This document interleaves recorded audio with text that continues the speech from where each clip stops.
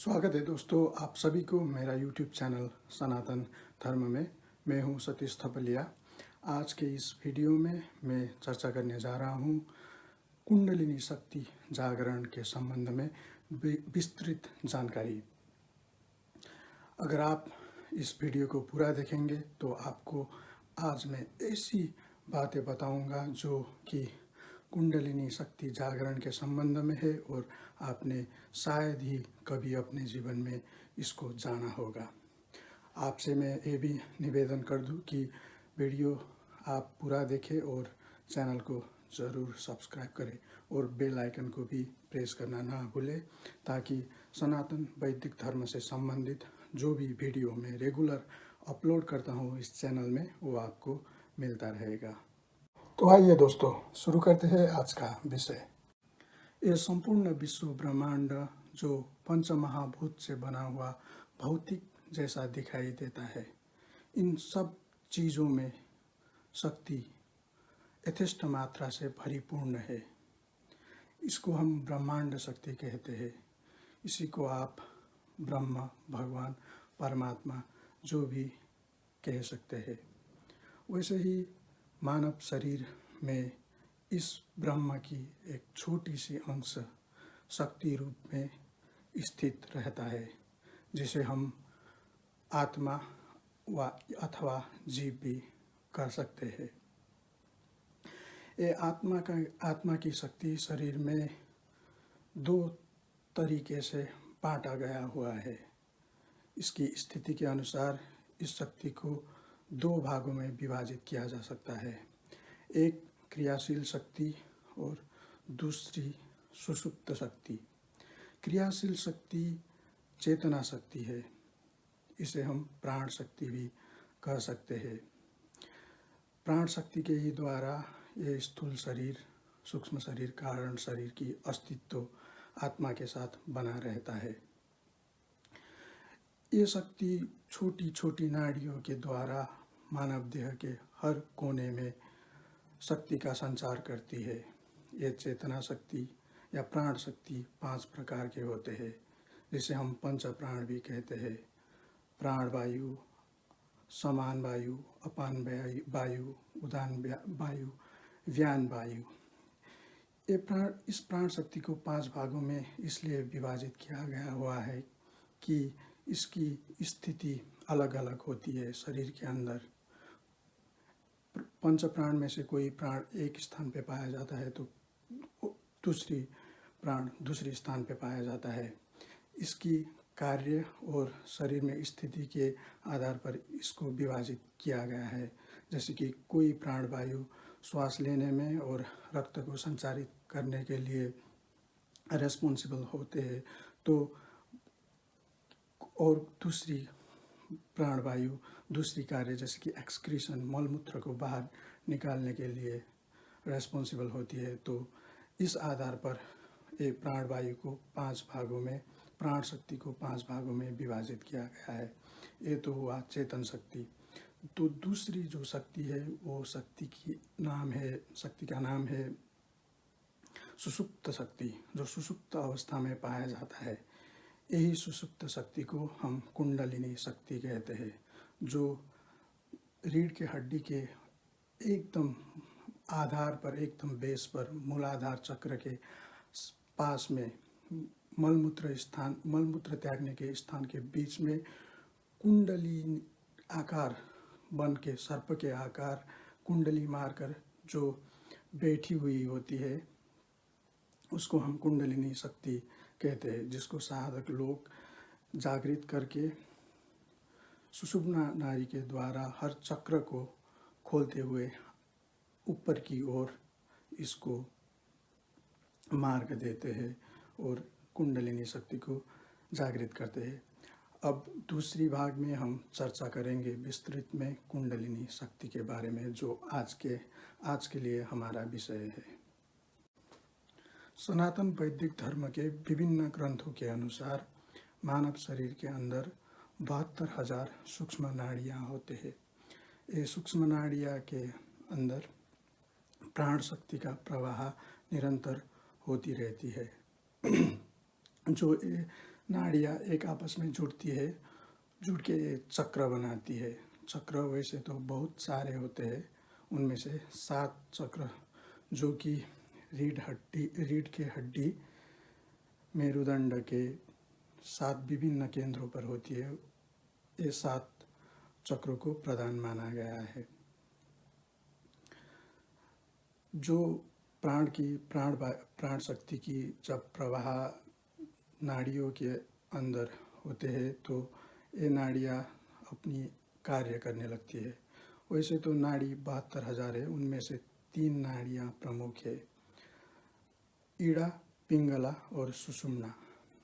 ईड़ा नाड़ी को हम चंद्र नाड़ी भी कहते हैं, जो सुषुम्ना तो मध्य में होती है और ईड़ा सुषुम्ना के बाएं की तरफ होती है। वैसे ही पिंगला नाड़ी, जिसे हम सूर्य नाड़ी भी कहते हैं, वो सुषुम्ना के दाएं की ओर होती है। अगर आप अपने हाथ को नासापुट में रखोगे तो आपको पता चलेगा कि सांस 2 नासापुट में से एक द्वार में से बाहर निकल रही है। अगर बाई नासापुट से आपकी श्वास बाहर निकल रही है तो आपको समझना चाहिए कि अभी चंद्र नाड़ी यानी कि ईड़ा नाड़ी के माध्यम से प्राण शक्ति का संचार हो रहा है। वैसे ही जब प्राण शक्ति की संचार सूर्य नाड़ी से होती है, पिंगला नाड़ी से, जो दायां नासापुट से आपको जब अनुभव होगा कि श्वास बाहर निकल रहा है तो माना जाता है, आपको समझना चाहिए कि सूर्य नाड़ी यानी कि पिंगला नाड़ी अभी सक्रिय है। जब आपके बहुत सालों में किए हुए धर्म, कर्म, पुण्य, ध्यान, साधना, तप आदि का फल आपको अनुभव होने लगते हैं, तब आपकी जो प्राण शक्ति है वो सुषुम्ना नाड़ी के थ्रू बहने लगती है। उसको आप जब दोनों हाथों को नासापुट में रखोगे तो पता चलेगा कि सांस दोनों नासापुट में से बाहर निकल रही है। तो इसका मतलब होता है कि अभी सुषुम्ना नाड़ी सक्रिय हो रहे हैं।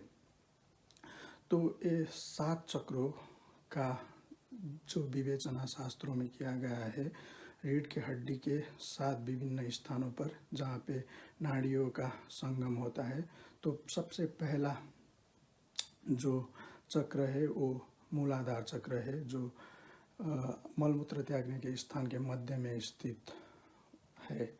उससे थोड़े ऊपर जहाँ हमारी नाभि होती है उससे 2 इंच ऐसा नीचे हमारे स्वादिष्ठान चक्र है। नाभि से थोड़ा ऊपर मणिपुर चक्र होता है और यहाँ पे छाती में विशुद्ध चक्र होता है। इसके ऊपर छाती में अनाहत चक्र होता है। इसके ऊपर यहाँ पे गले में विशुद्ध चक्र, भूमध्य में आज्ञा चक्र और सबसे ऊपर चोटी में शस्त्र चक्र होते हैं। साधक लोग साधना के द्वारा मूलाधार चक्र में सोई हुई अवस्था में रहने वाली कुंडलिनी शक्ति को, सुषुप्त शक्ति को जागृत करके इसको ऊपर की मार्ग के ओर मार्ग प्रशस्त करते हैं। जब ये सुषुप्ना नाड़ी के अंदर ये शक्ति की प्रवाहित ऊपर की ओर होती है, तब जैसे कि हर चक्र में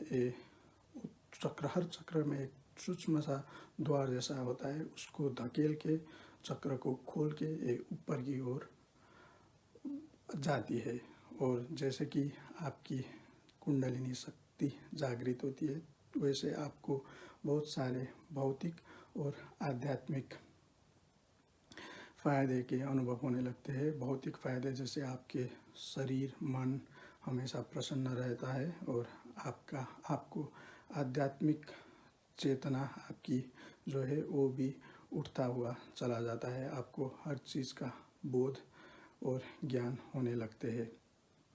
तो कुंडलिनी शक्ति जागरण करने के लिए बहुत सारे उपाय शास्त्रों में बताया गया है, लेकिन मेरे विचार में उपाय तो बहुत है, लेकिन आपको कौन सी उपाय ठीक लगे, आप कैसे यकीन करें कि मेरे लिए ये उपाय ठीक है, उसके लिए आपको अपनी रुचि को देखना होगा।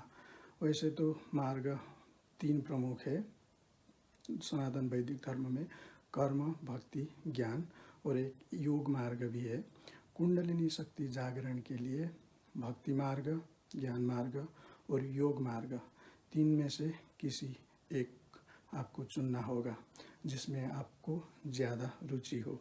अगर आप योग मार्ग को चुनते हो तो आपको आसन, प्राणायाम, प्रत्याहार, धारणा, ध्यान, समाधि आदि के द्वारा इसको जागृत करना होगा। जैसे कि आप थोड़ी भी अगर आप अभ्यास करते हो योग मार्ग के अंदर रहकर कुंडलिनी शक्ति जागरण करने के लिए, तो आपको थोड़ा फ़ायदा और थोड़ा पॉजिटिव चेंजेस ज़रूर अनुभव करने को मिलेगी। अगर आपकी शक्ति, कुंडलिनी शक्ति पूर्ण रूप में जागृत नहीं भी होती है तो आपको कुछ ना कुछ फ़ायदा तो अवश्य ही मिलेगा। वैसे ही आप अगर ज्ञान मार्ग के द्वारा कुंडलिनी शक्ति का जागरण करना चाहते हो तो आपको समाधि, षट संपत्ति जैसे कि सम, दम, तितिक्षा, उपरति, मुमुक्षुत्व आदि का अभ्यास करना होगा। और उसके बाद आपको श्रोत्रिय ब्रह्मनिष्ठ गुरु के पास जाकर विनीत भाव से उनसे उपनिषदों का ज्ञान प्राप्त करना होगा, उपदेश लेना होगा। और उसके बाद ध्यान आदि के द्वारा, चिंतन आदि के द्वारा आत्मा की अनुभव आपको प्रैक्टिकल रूप में करना होगा। आप जितना ज़्यादा करेंगे, जितना ज़्यादा साधना तब ध्यान करेंगे, उतनी ही मात्रा में आपकी कुंडलिनी शक्ति जागृत होगी ही होगी। और वैसे ही आप अगर भक्ति मार्ग को अपना के कुंडलिनी शक्ति को जागृत करना चाहते हैं तो आपको नवदा भक्ति की माध्यम से इसे करना होगा। और वो नवदा भक्ति में भी 3 भक्ति प्रमुख है: श्रवण, कीर्तन और स्मरण। भगवान के नाम, रूप, गुण, लीला, धाम आदि का श्रवण करना, उसकी कीर्तन करना और स्मरण करना।